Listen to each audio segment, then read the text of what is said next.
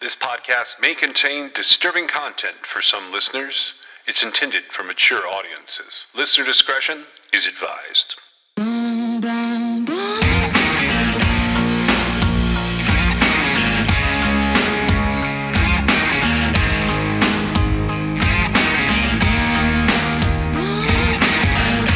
This is True Crime XS.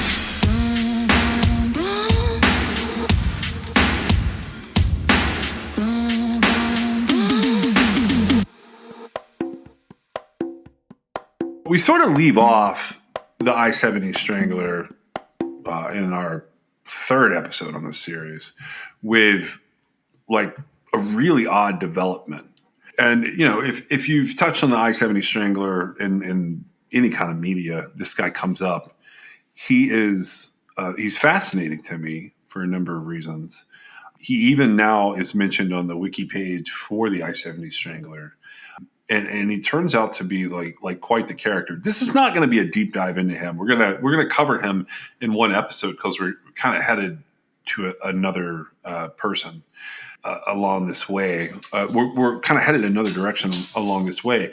We just were never able to sit. We were never able to sit down and go, okay, why do they call this guy the I-70 Strangler? Like, is it one person? Why does it get closed? This is the closest they get, in my opinion, to like having a serial killer who's affiliated with the I-70 Strangler. This is a guy that's born in Crawfordsville, Indiana, on December 21st of 1952. He's the youngest of four kids. His dad's an alcoholic, and he was alleged to have physically and emotionally abused his wife and his children. They finally get divorced. The parents get divorced when this particular suspect is 3 years old. He and his sister end up in the two youngest children. It's this guy and then a sister that's slightly older than him. They end up in foster care. They end up left with babysitters, and finally, at different points in time, they end up with their older siblings watching them, but they're not that far apart in age. So this is like 11-year-old children watching 3 and 5-year-old children. So mom was struggling to meet the financial needs of the family and to provide adequate care, which I think you would see that in a lot of situations where people grow up sort of strange existence. But even when the kids were in foster care, the mom, who was known as Shirley, she would visit them. And this guy claims that kept the family close, and we have quite a bit of documentation on his life overall. 1957, mom gets remarried. That marriage only lasts a year. 1960, she gets married again for a third time. That marriage lasts 4 years. 1972, she gets married for a fourth time. So this kid's just turning 20 when that happens. And according to everything I've read, bio dad, like dad number one, and then the stepdad one and stepdad two, they drink a lot. I guess you can only have one biological dad, so bio dad it is. The kids were subjected to frequent abuse by the biological father and by the stepfathers.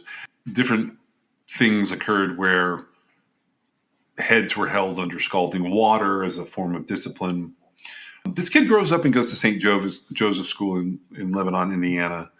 And he was a big kid. He was an athlete, but he would still be targeted regularly by bullies because of the way he dressed and the fact that his family was poor and his parents were divorced, which used to be a huge deal.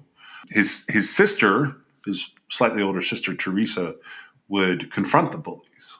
His teachers looked at him and they thought he was quiet but likable. He didn't have many friends. He's kind of a loner. He was stubborn, he was erratic, and he got placed in a home for unruly boys in 1963 by his mother. And he found that experience to be quite devastating because he's 11 years old and she's shoving him off. She doesn't know what to do with him. But within weeks, he had conned his mom into letting him come home.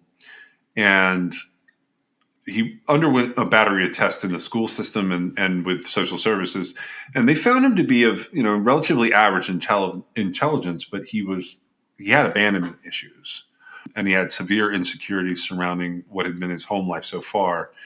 Social services ended up recommending that he go into a Catholic boys' home in Fort Wayne. He went there for about 6 months, but he ends up back with his mom pretty quickly after that. So the guy that we're talking about here is a serial killer named Larry William Eiler. And he has a pretty interesting story, but really what makes him so fascinating to me is that he is almost completely average in every way.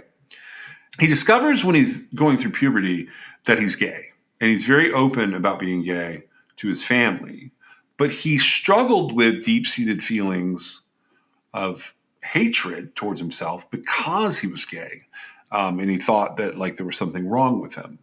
Throughout high school, he would date girls, but according to everything that's available on him, he wasn't intimate with them. He was not sleeping with any girls.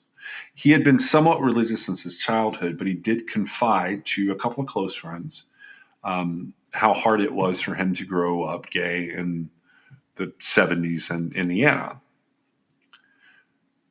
He fails to graduate from high school because he didn't really care much about it, but he does end up getting his GED. And he goes through community college and he ends up obtaining employment as a private security guard in the Marion County General Hospital. He works there for 6 months, but then according to sources online, he loses the position where he gets fired. I don't think it was anything major. I think they basically just said, it's not working out. And he starts to work at a shoe store. So while he's working at the shoe store, Larry begins to familiarize himself with gay bars and how having casual liaisons with men would work. And several of individuals that were interviewed later on in Larry's life would say that he would avert his eyes from whoever he was having sex with, but he would shout profanities that it's like seemed to indicate he was imagining that his partner was a woman, like he was trying to make himself normal. Had you ever read about Larry Eiler before we started doing this round? I had. It's actually, I have sort of an interesting little reason why. Why? Well, because Eiler is he sort of gets indirectly brought to light much, much later and in like a very mainstream avenue when his attorney at the time of his death is featured in Making of a Murderer. Yeah, we're going to get to that. That's a huge deal. And so because his name came up there, and if you recall, what I remember is basically Kathleen Zellner had I think it was a press conference, and she relayed information from her client after his death, right? Yeah. And that's who her client was this guy, right? Yeah. Yep. And so, yes, I have heard of him. Whenever I saw that happen or whatever, I looked into the guy, right? It's this guy. And so, yes, I am aware of him and I have read some about him. I haven't gotten super deep into his cases and stuff. At the time that I would have come across this, I wasn't, researching for shows or anything like that. Yeah, I never was able to make him work. This is going to be the closest we get to him. He's pretty open in terms of his life, and if there is we'll talk about that as we go today. But if there's something else to discover about him, I don't think I'm going to be the one to do it. By the time the mid 70s are rolling around, basically when Larry is in his early 20s, he gets to be really well known within the gay community of Indianapolis, Indiana. And he had a couple of different things going on that sort of matched some of the profiles we talked about related to the I-70 Strangler. He's particularly well known for people who are into a particular paraphilia known as the leather subculture. And that's a group of people that are sort of identified by preferring to have leather garments involved in their sexual activities. or and even like the lead up to their sexual activities. There are acquaintances who have spoken out over the years, and they're quoted in books and they're quoted in different interviews within the community from the 70s Indianapolis, the gay community from 70s Indianapolis. They describe him as a good-looking, laid-back guy who was an avid bodybuilder.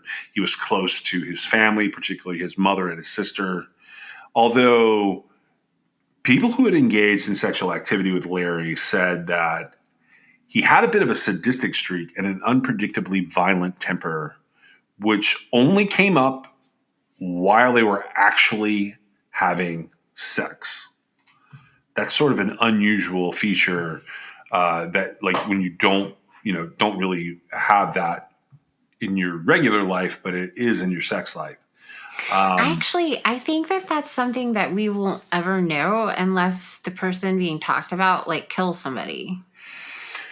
Yeah, you're probably right. Actually, he's sort of described as being a little Jekyll and Hyde, but the Jekyll and Hyde nature is limited to when he's having sex, and that includes that, like, he had beat some people, and then later on, it's described as he had inflicted sort of light or hesitant knife wounds on unwilling partners, particularly to their chest and their abdomen.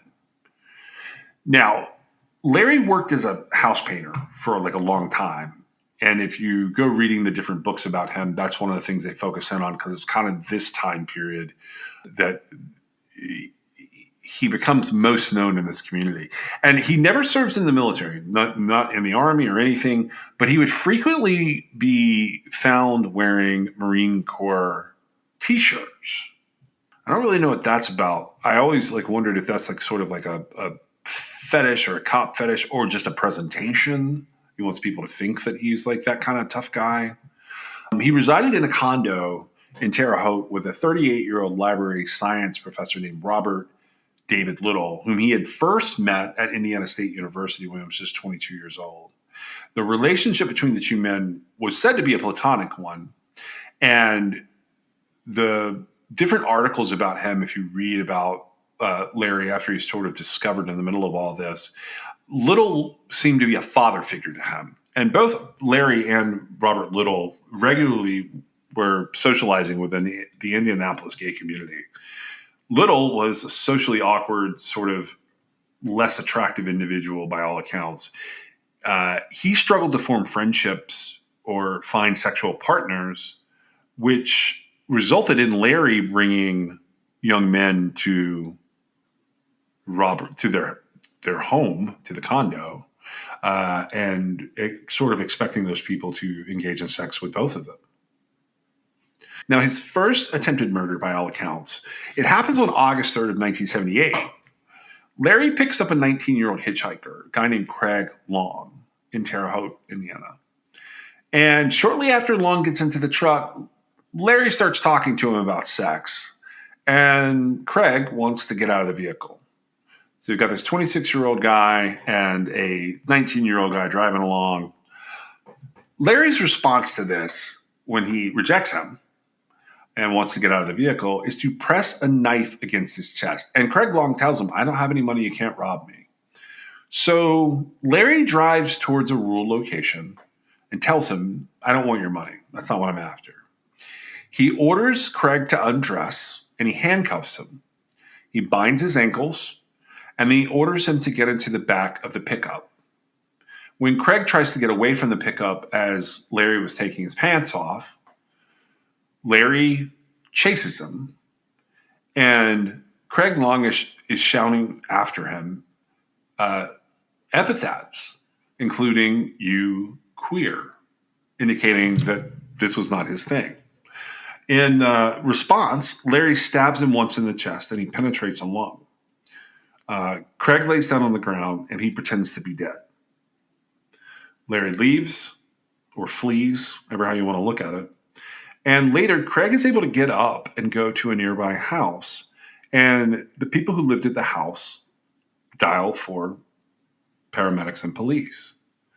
Shortly thereafter, Larry drove to the house as Craig is getting first aid, and he gives the handcuff key from the handcuffs that are around Craig's wrists to a sheriff's deputy. And he tells him that he had stabbed the young man accidentally. He gets arrested, and he's taken into custody, and his vehicle gets searched pursuant to him being arrested and all of this sort of unfolding. And during the vehicle search, the cops recover a hunting knife, a whip that had a metal prong on the end of it, a butcher knife, more handcuffs, canisters of tear gas, and a sword. That's a lot for a first attempted murder, don't you think? Yeah, I don't necessarily think that was his first. Well, that's what we're going with based on the record so far in a couple of these books. But Right. Yeah, no, it would be a lot for the first. Well, actually, I think it would be a lot for no matter how many it was. yeah, I think so too. Larry, for this incident with Craig Long, gets charged with aggravated battery. And a judge sets his bond at $10,000. His friends raise his bond, and he gets released until August the 23rd. So basically, this incident happens on August the 3rd. He gets out pretty quickly. And he ends up agreeing to plead guilty. On August the 23rd, Larry's lawyers offer Craig Long a check for $2,500 if he agrees not to press charges. So this originally had been a plea hearing, by the way. I don't know if you saw that in all of this. He was going in to plead guilty. But instead, Craig takes the money, and Larry changes his plea on August 23rd to be not guilty. So does anybody else have a problem with this? It's the weirdest thing. It's the weirdest payoff. But well, it's not just weird. Like, that's literally bribing a witness. It is. And it's victimization all over again. It is. And it's perverting the course of justice, among other things. But he basically pays this guy not to be a witness against them. And on November the 13th of 1983, he gets fined $43 in court costs, but because the witness is not there, the prosecution can't move forward. He is acquitted of the aggravated battery charge against Craig Long. Now, we don't hear a lot about him until 1981. At that point in time, he had been in a relationship with a 20-year-old married man named John Dobrovolskis. And Dobrovolskis lived with his wife, with 2 children and 3 foster children on North Avenue in Chicago, Illinois. His wife, Sally, was tolerant of the fact that John was out with men, and the fact that Larry Eiler would be in their house on weekdays. Like, he would stay overnight because he paid a portion of the rent. Now, John and Larry are both into different levels of sadomasochism. Sadomasochism is a variety of role-playing practices that can take place during sexual activity, including bondage, discipline, dominance, submission. They're all under kind of the heading of BDSM.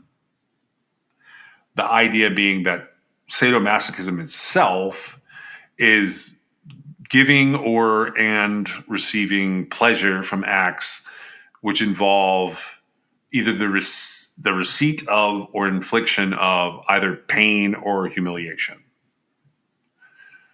So their thing that they do is that Larry likes to bind John up or tie him up or handcuff him and then beat and lash him and curse at him before the two would engage in penetrative sex. Although neither Larry nor John had like an inclination towards monogamy or being their only partners, particularly because John is married, the couple did consider the relationship to be a long-term one or a permanent one.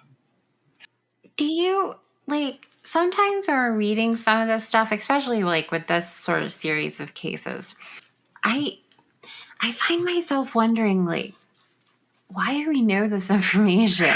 Well, okay, there's quite a bit of books involved here. So let's throw that out there. If you want to go read more about sort of what's happening here. Well, I presume that the underlying theme is this, quote, bad, end quote, behavior, led to this ultimate outcome.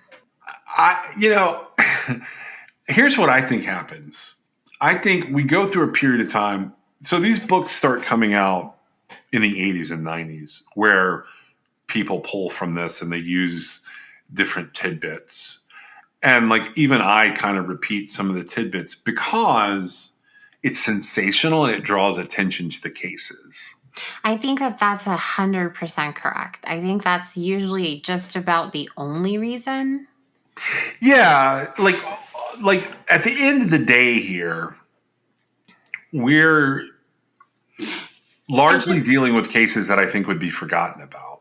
Well, and I just want to point out, to my knowledge, and you can correct me if I'm wrong, we were just talking about, the perpetrator and somebody he had a consensual relationship with. Yeah. This is not a victim situation that I'm talking about here. This is recounted in a couple of different places. So Geraldine Kalarick has a book called Freed to Kill. That's one of the sources for this. And then there's a book by Lori Carangelo, talks about interstate serial killers. That's another source here. We've got Paul Robinson writing in The Law Without Justice, Why Criminal Law Doesn't Give People What They Deserve. Michael Newton's Encyclopedia of Serial Killers has quite a few tidbits on him. Andrew Stoner wrote a lot about Indiana's most heinous murders. So then Larry's in the volume, The Notorious 92. Cawthorn in 1993. There's a guy named Nigel Cawthorn who wrote with, I think he wrote with Jeff Tibbles. They have a book called Killers, and Larry's in that one. Any new thing you could bring to this might mean that you would sell some books. And I think that's what's happening here is people kind of dig into who's willing to talk. And along the way, according to all of this, several of these people talk to the different authors, and that includes John. There are quotes in here from him. I don't know how accurate this all is. It's on the internet in a way that it's very difficult for me to separate what's real and what isn't. And that's kind of why I tell it the way I tell it. Well, sometimes I feel like we've all gone numb to sort of any sort of shock and awe that would be, that might have been at some point in time, right? Because we get all these crazy details. And sometimes I just find myself going, why are we reading about this? But there's got to be something about it that I'm missing that makes it intriguing. But I think you may be completely correct when you say it's just something to entice a reader. Yeah. And, so Larry, the reason he's in where he's in is because we're going to get to these I-70 cases here in a second.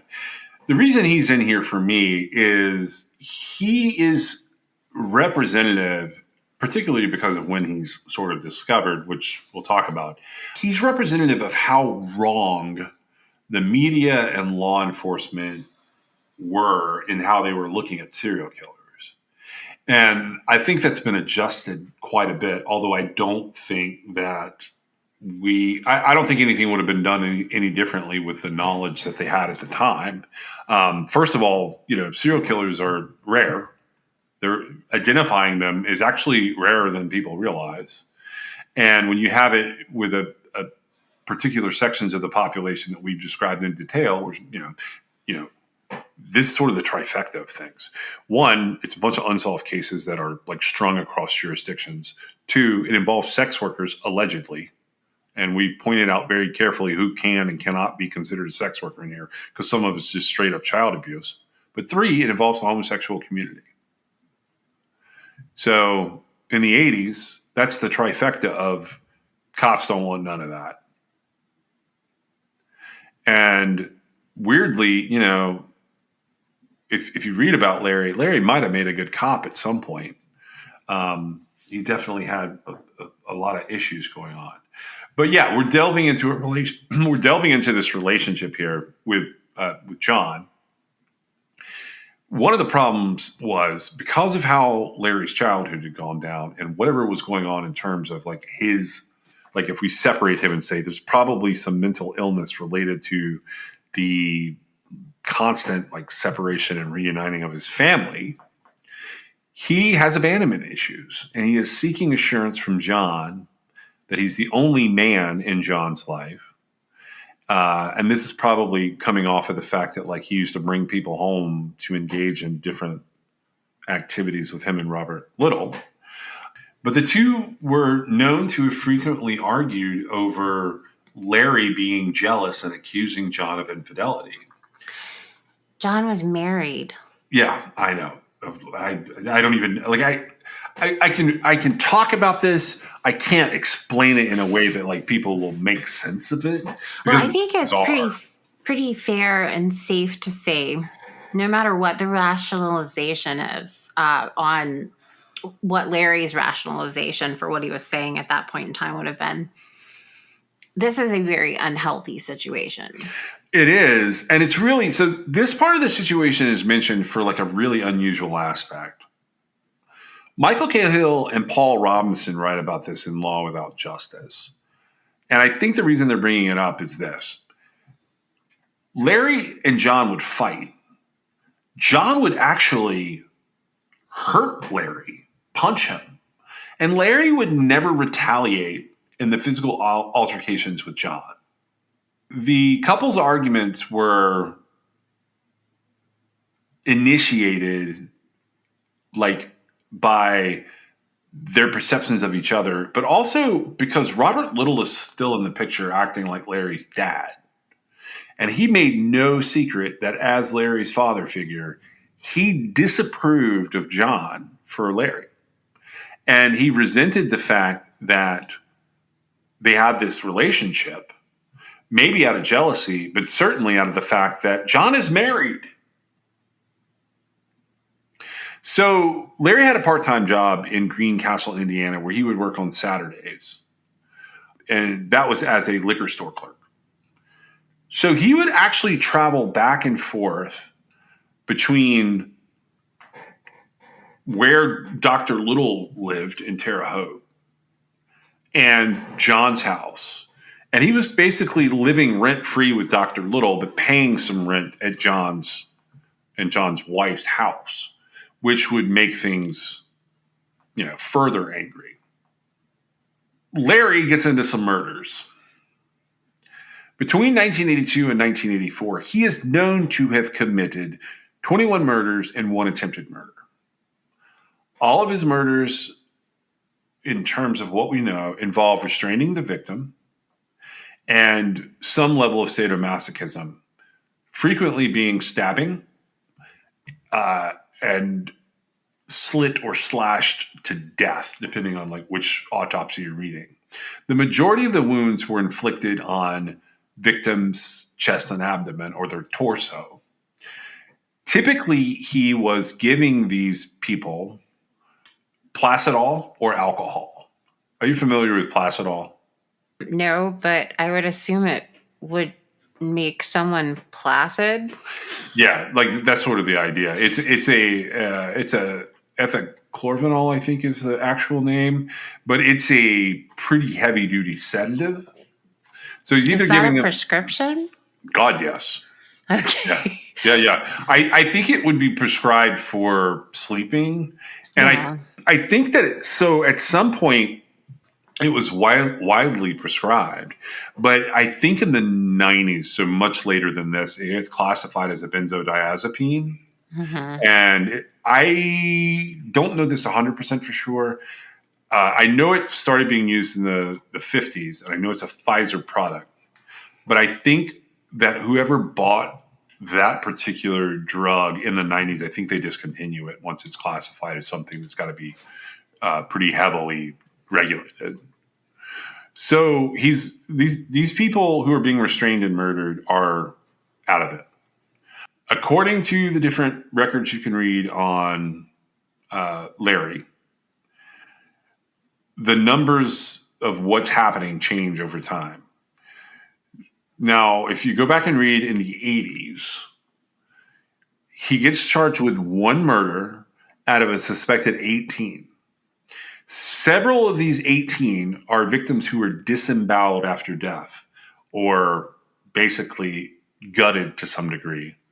And he is thought to have dismembered the bodies of 4 of his victims. I bring that up because it's kind of a big deal to me when someone has lain some victims out and they've disemboweled some and they've dismembered others. He's engaging in different types of body disposal methods. And that's kind of a big deal for what we're looking at with the I-70 Strangler. His victims were typically being discarded in fields close to major interstate highways. And they would frequently be found with their pants and their underwear around their knees or their ankles, and they would be missing their shirts, and they usually did not have their wallets or any valuables on them or identifying articles on them when they were found at the crime scene. All right, so going by like what we know about him, on October 12th of 1982, Larry lures a guy named Craig Townsend into a vehicle in Lake County, Indiana. And although he drugs this guy and beats the life out of Craig and then abandons him naked and essentially in a coma in a rural field, that does lead to Townsend suffering from pretty severe exposure to the elements because it's, October in Indiana. Craig survives. 11 days later, on October the 23rd, Larry abducts a young man who's about 19 years old named Stephen Crockett. Now, Stephen Crockett pops up in a cornfield 12 hours after he vanishes and is murdered in Illinois, in Kankakee County.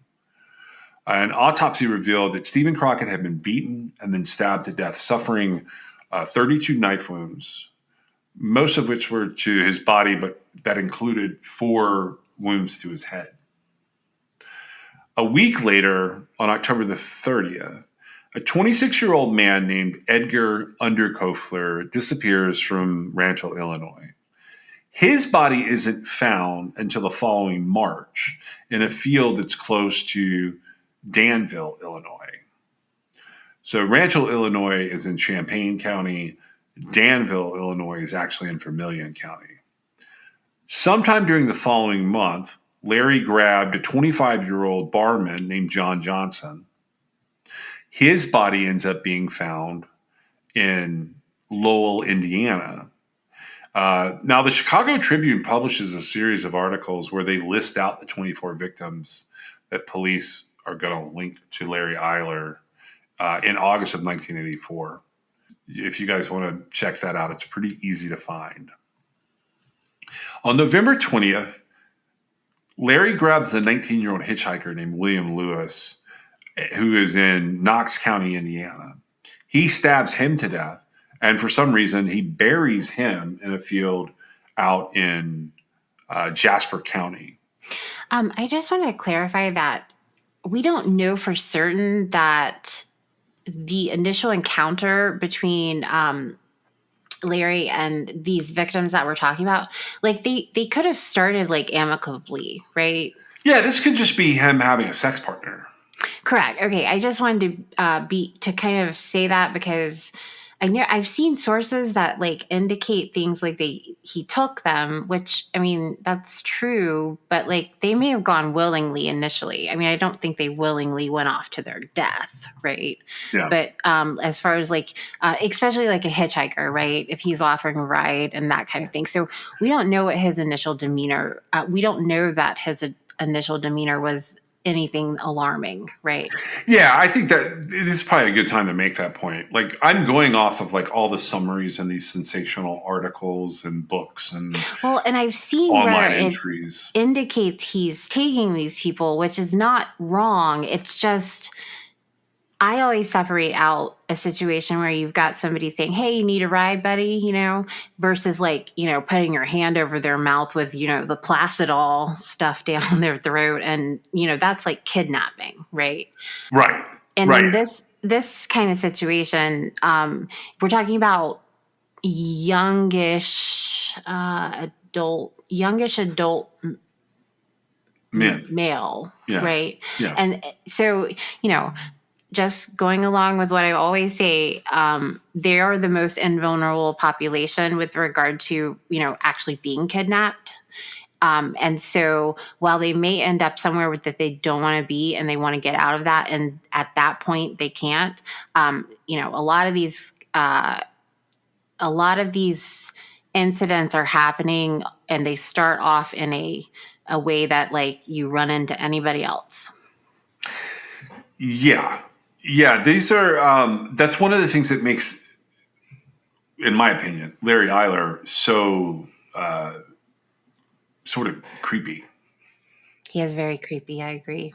That he's like sort of picking these guys up and this is what's happening here. But this is not that unfamiliar to things that we've seen of other serial killers before and after this. It's just this spree that's happening here, because everything I just described to you is happening between October and December of 1982 all at one time, and we're not even done yet. No, So and it's like quite a few victims, right? yes, yeah. So we have Craig Townsend, and then we have Stephen Crockett, and then we have Edgar Underkofler. We're already up to John Johnson, and now we have William Lewis. And it doesn't stop there. On December 19th, a 23-year-old named Stephen Megan was abducted in Terre Haute, Indiana. And again, that's how it says it online, because it's probably more of a deceptive thing than it is a actual like snatch and grab. Right. So keep that in mind with all of these cases. Don't you think that kind of like skews it though? I mean, I think it's important just to realize that while it says that, we don't have any evidence to indicate that that's what was really happening. Yeah, like ultimately they call it that because whatever he did to get them moving was it wasn't jiving with the results, which is their murder. Right. And I agree to the extent that like, nobody went willingly along to their murder. Yeah. So December 19th, Stephen Egan, somehow he and Larry leave together, and Stephen's body ends up being found close to Indiana State Road 63 on December the 28th. They find an outbuilding. So where he's found is kind of like a little patch of trees. They found an outbuilding nearby, which is there's an abandoned farm close to the crime scene, and essentially one of the outbuildings. It reveals that there are several traces of human flesh along the walls where plaster in this outbuilding had been damaged. And investigators speculated that Egan had been there, had been suspended against the walls of this outbuilding, and the murderer had been inflicting the injuries to his body. The mutilation to Egan's abdomen, chest, and throat was described as extensive. And the coroner, John Pless, he said that he thought there was tremendous rage that Stephen's killer had exhibited upon Stephen. So initially, he wrote up that he thought there might be more than one perpetrator in this particular murder. And those words echo all the way to now. Yes. And it brings on a lot of speculative banter, which, I mean, I can't say anything about that because we have speculative banter all the time. But I like to take this opportunity to say it is highly unlikely that there's going to be an accomplice situation in these types of murders. Yeah. Yeah. I would tend to agree that that's going to be accurate. And I feel like, I'm not saying it's impossible. I'm just saying, like, sometimes when I hear stuff, this case is interesting as it correlates with the other stuff we're talking about. But I don't know what inspired I don't know why the doctor said, there's a likelihood of there being more than one perpetrator, except perhaps the amount of damage that was done. Maybe. There may have been some other indication. I don't know. I haven't actually seen it. Have you? No, I haven't seen photos in this case. I could give you a little bit better idea. Or even like beyond like what the actual statement was on the autopsy report. I mean, it may just say there's a likelihood that there was more than one perpetrator without any sort of justification, right? I don't know for certain. The description here talking about the doctor saying that, it's not a quote, right? The tremendous rage is a quote. Yeah, let's see. I don't think I have a direct quote. What I have comes out of this book it's about Larry's case by Geraldine Galeric and Wayne Klatt. They're kind of referencing notes from the autopsies and then from subsequent. It's an amalgamation that they're using here, so it's not a quote. They're just saying that Pless would note striking similarities in how horrible these injuries are and another murder. So that's actually a different thing. I don't know if we want to discuss that here. People have already heard it, but what happens that like Pless is involved in that's odd is he's looking at the murder of John Roach. All right, this is what it says in the shortest form from the book I just referenced. Immediately after concluding Stephen's autopsy, Dr. John Pless conducted the autopsy on a 21-year-old named John Roach. So John Roach is the murder where we were talking about in the last episode. He was last seen planning to spend Christmas with his girlfriend. He was upset about having money. So he was found stabbed in a field with 20 to 25 wounds in his abdomen, his upper chest, and his throat. Now, he had been a street hustler, so keep that in mind. But his case, just in terms of timing,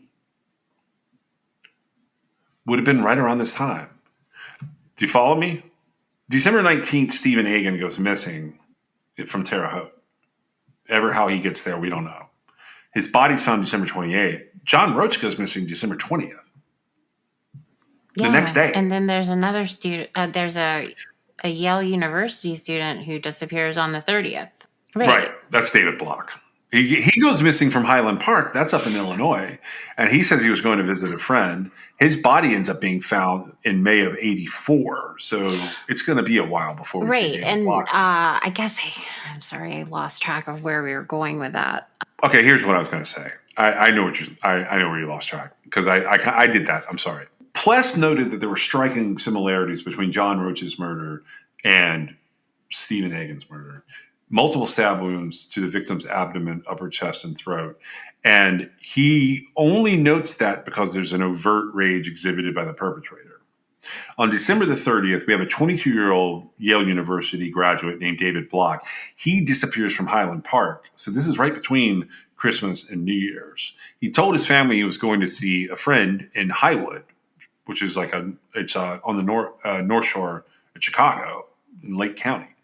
His body, though, it gets found in a field south of Illinois Route 173, May 7th, 1984. So a time like way, way later. And we haven't got to this yet. But the confession around the Stephen Egan case is crazy. And that's where Pless comes back in. So Dr. John Pless, who's the coroner performing these autopsies, who's talking about the rage he's seeing here, that's going to come up again because we're going to get to a point here where this guy is caught and he makes some confessions that are crazy. And you've already alluded to one of them. But I think with that confession, we get a window into what was happening. So on January 24th, 1983, we have a 16-year-old named Irvin Gibson who disappears up in Lake County, Illinois. His body is discovered April 15th, and the body is discovered atop the body of a dog, and both of them have been stabbed to death. Between March and April of 1983, Larry is believed to have killed a minimum of 5 victims between the ages of 17 and 29.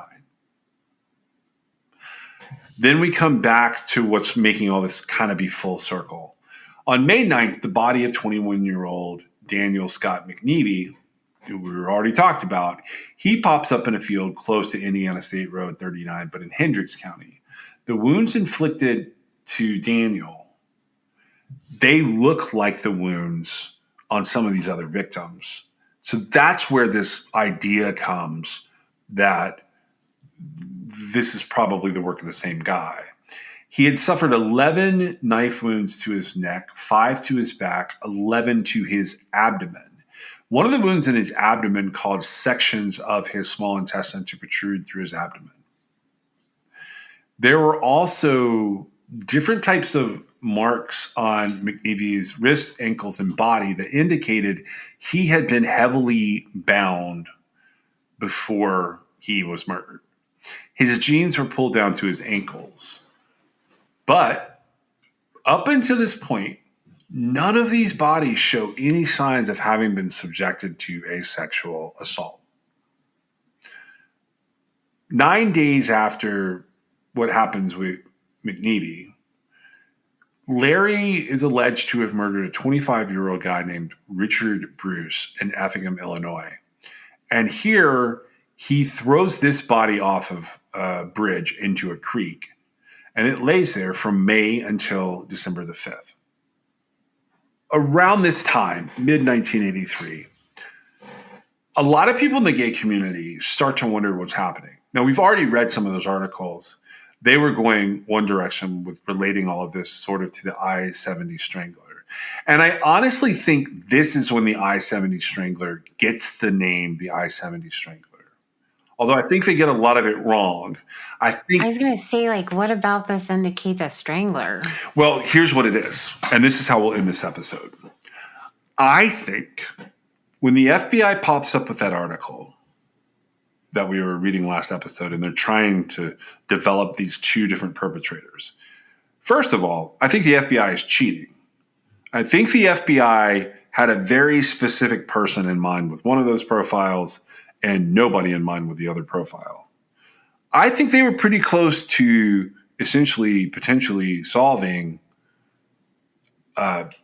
one of those cases. And specifically, I think it's Devoid Baker. I think they had what they needed for Devoid Baker, but maybe didn't know exactly how it had gone down. But I think they decided they need to differentiate from the stranglings and the stabbings.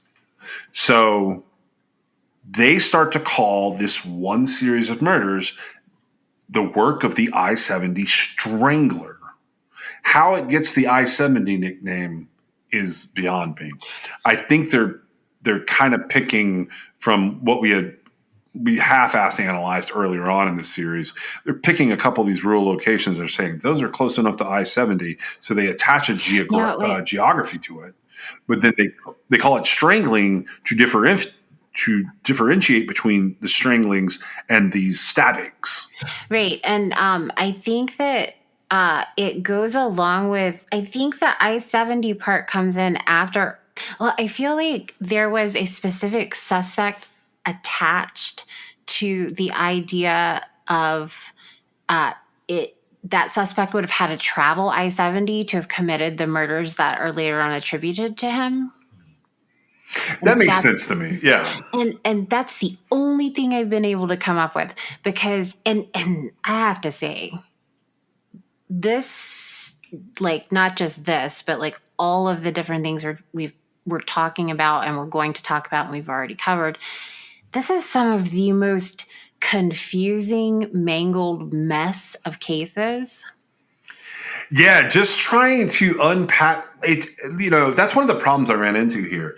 Trying to unpack it from court records perspective was one thing, but even the media on this, like, depending on what you read, what the slant of the publishing body at the time was, and how they were reporting on the different cases, like, you could literally read 3 articles and not know if there were 5 victims, 9 victims, or 27 victims. And that would just be like sort of like the starting point, just tracking all of these cases to see what was investigated when. It's very difficult to unpack, which is why I've sort of chosen to tell it this way, because I picked up with the I-70 Strangler, and it's strange to me because I haven't actually been able to differentiate how many actual victims there are. I can only tell you that they attribute 12 victims to the I-70 Strangler, and then X number of victims to this particular case with Larry Eiler. But that doesn't account for all these other 70s murders that had been occurring, because when you pick this up and read a newspaper article in, say, 1982 or 1983, they're talking about 25 other murders that are real similar to this that have happened over the preceding 10 years.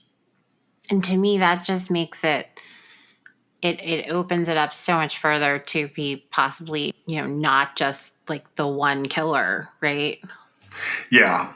And I've sort of derailed this at this point to a little bit. I apologize for doing that to you, because I know that you've done like some pretty specific research on this. But so this is going to be essentially the first of 2 parts on this section of the case. And then we have at least 3 more parts. Thank you so much for joining us today. We'll see you next time.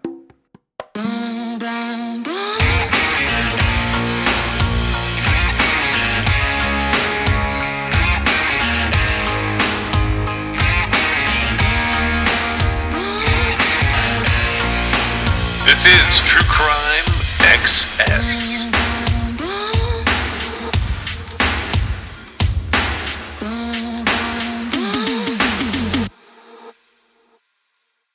All right, so I'm going to tell you guys a few things about some of the folks who are helping sponsor our show. Now, Labrati Creations sponsors our show, and you can always use the Crime XS code there. You can also just message them at Labrati Creations, and they will generally do something for the people who come from True Crime XS. They were our very first sponsor. They've done a lot for the show, and that code is CrimeXS at LabratiCreations.com. The first new advertisers that we have, and I've selected all of these guys. I've selected all of these advertisers. So the very first one is Cure. Now, I'm going to tell you guys about this, about Cure as being one of our sponsors. If you're an athlete, you know that proper hydration is key to peak performance, but plain water can be boring, and sports drinks can be filled with artificial ingredients and added sugars. That's why we love Cure. It's a clean and effective way to stay hydrated and perform at your best. I use it late in the day when I switch out of caffeine mode. Specifically, when I hit the pool or I go play tennis with my wife, I use Cure to help me stay hydrated. It helps me recover after a long day. Now, you guys may not know this, but I build things. And right now, I've been building several structures on our property out here. Among those is a new podcast studio space for myself.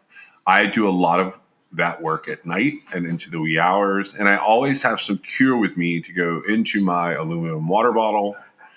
Hydration is not just about filling up my aluminum bottle with water. Cure Hydration is an oral rehydration solution that contains the perfect balance of electrolytes and glucose to help your body absorb water and rehydrate quickly. Whether I'm building things or putting the podcast together or chasing these dogs that you sometimes hear in my studio up and down the trails to get them worn out, Cure Hydration is the way that I choose to go. Cure Hydration is an oral rehydration solution, or an ORS, that contains the perfect balance of electrolytes and glucose to help your body absorb water and to rehydrate quickly. The formula is made with all natural ingredients like coconut water powder and pink Himalayan salt. It's free from artificial flavors, from sweeteners, and preservatives. Cure Hydration is vegan, gluten-free, and non-GMO, making it a great option for anyone with dietary restrictions or preferences. The packets are convenient and easy to use. You just mix them with your water and you drink. They're perfect for on the go. They're perfect for travel. And anytime you need a quick and effective hydration boost, ready to combat dehydration, then you try Cure today and feel the difference for yourself. You can use code TrueCrimeXS for 20% off your order. That's TrueCrimeXS. I have a link that I'm putting in the most recent episode show notes, and True Crime Access will get you 20% off. Our second sponsor for the show today is Laird. Now, Laird has a list of things that they want me to tell you about. They have better ingredients with amazing taste and functional benefits. They have a superfood creamer crafted from the highest quality, all-natural, real food ingredients. All Laird products are sustainably sourced and thoroughly tested to ensure that you're incorporating the cleanest, finest fuel into your routine. They have all natural whole food ingredients, and they contain naturally occurring MCTs made from coconut oil. There's no artificial flavors, there's no colors or additives, and there's no sugar from highly refined corn syrup. They want me to talk about my love of coffee, but the truth is, I don't do much with coffee. But let me tell you someone who does. My wife has to have a cup of coffee every day. Now, I've fallen off recently, but one of the big things that I've done since the beginning of our relationship is she used to go and get a Starbucks every morning. I have substituted that out by always trying to make her coffee. It's not going to be every single day of time from when I met her, but for the most part, almost every day, I make her coffee. I put her creamers together, and I make sure that she has a good way to start her day. So with Laird, he started experimenting with his morning ritual almost 2 decades ago. He found that when he started adding fats to his morning cup, like coconut oil, he had amazing energy throughout the rest of his day. He gradually perfected this recipe for an epic cup of fuel, and he began sharing it with his friends in the surf community. I'm an ocean guy, so I saw this item and I was like, okay, we're going to try this one out. Are you ready to feel more energized, more focused, and supported? Go to lairdsuperfood.com and add nourishing plant-based foods to fuel you from sunrise to sunset. And you can use our promo code at checkout to save 15% off your purchase today. Our offer code for this for Laird is going to be TrueCrimeXS. Pretty much everywhere except for Lab Body Creations. If you use TrueCrimeXS, that will get you, at Laird, it'll get you 15% off. At some of the other places, they'll get you 20% off. I'm going to tell you about 2 more sponsors today.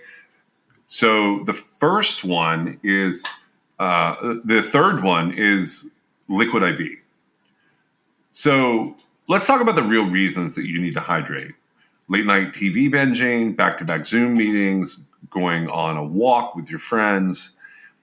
Everyday hydration is not just for high-energy athletic endeavors. Liquid IV is the #1 powdered hydration brand in America. It's now available in sugar-free. This is years in the making, but Hydration Multiplier Sugar-Free uses a proprietary zero-sugar hydration solution with no artificial sweeteners. It's got 3 times the electrolytes of the leading sports drink, but it's also got 8 vitamins and nutrients for everyday wellness. Liquid IV hydrates 2 times faster than water alone. Keep your daily routine exciting with 3 new flavors. They've got white peach, green grape, and lemon lime. I love all of these flavors, but I think that my favorite is probably the green grape. White peach I use as the secondary flavor, and lemon lime I leave here for my kids and my wife. Liquid IV believes that equitable access to clean and abundant water is the foundation of a healthier world. They also partner with leading organizations to fund and foster innovative solutions that help communities protect both their water and their futures. To date, Liquid IV has donated over 39 million servings in 50 plus countries around the world. You can get 20% off when you grab your Liquid IV Hydration Multiplier sugar-free or any other variant at liquidiv.com and use code TrueCrimeXS at checkout. That's 20% off anything you order when you shop Better Hydration today using promo code TrueCrimeXS at liquidiv.com. And the last sponsor I want to tell you about is Zencastr. We are part of Zencastr's creative network. We've been using Zencastr since about midway into our first season. Meg and I experimented with a lot of different ways to put the podcast together. And the truth is, Zencastr was an integral ingredient to us being able to bring you this show. It's so easy. It's now super easy. You can record a podcast with Zencastr. You can log in using your browser and you start recording a high quality podcast right away. You can record studio quality sound and up to 4K video with your guest. You get to feel a sense of zen knowing that Zencastr's multi-layered backups ensure you will always have your recordings in the highest quality, even if the connection is unstable. You sound your best. I mean, if you've ever worried about what you sound like, Zencastr's post-production process makes you sound buttery smooth. It automatically removes those ums and ahs in your recordings. It removes those awkward pauses in conversation too. You can set the right podcast loudness and levels while reducing background noise with a click of a button. That's how you don't hear my dogs every second of every episode. Zencastr is all in one. If you've thought about podcasting before and realized that you need a lot of different tools and services, those days are now over. With Zencastr's all-in-one podcasting platform, you can create your podcast all in one place, and you can distribute to Spotify, Apple, and other major destinations. Just go to zencastr.com/pricing and use my code TrueCrimeXS, and you're going to get 30% off your first month of any Zencastr paid plan. You can also check out the other plans they have available. I want you to have the same easy experiences that I do for all my podcasting and content needs. So zencastr.com/pricing. The offer code is TrueCrimeXS, and it's time for you to share your story today. We are also adding New Era as a sponsor for the show. New Era Cap is a headwear and apparel brand founded in 1920 in Buffalo, New York. Now, I actually have some experience with New Era caps. My dad and I have been through multiple iterations of baseball caps through the years. We collect different styles, different eras, and now my teenager has started his own cap collection and has several New Eras as the centerpieces. Our favorite teams may not be the same, but our outfits are all topped with the same New Era ball caps. We love the quality and the ability to wear what the players are wearing. Not to mention, New Era is the leading headwear manufacturer with quality licensed products. You can support your favorite college or pro team in style from the official headwear provider for the MLB, NFL, and NBA. You can get a stylish accessory for your everyday ensemble and support True Crime XS. Just shop the official headwear and get 15% off when you go to neweracap.com. That's neweracap.com/TrueCrimeXS. You can also use the code TrueCrimeXS at checkout. That's it. That's all you have to do. And that's 15% off your order using the promo code TrueCrimeXS.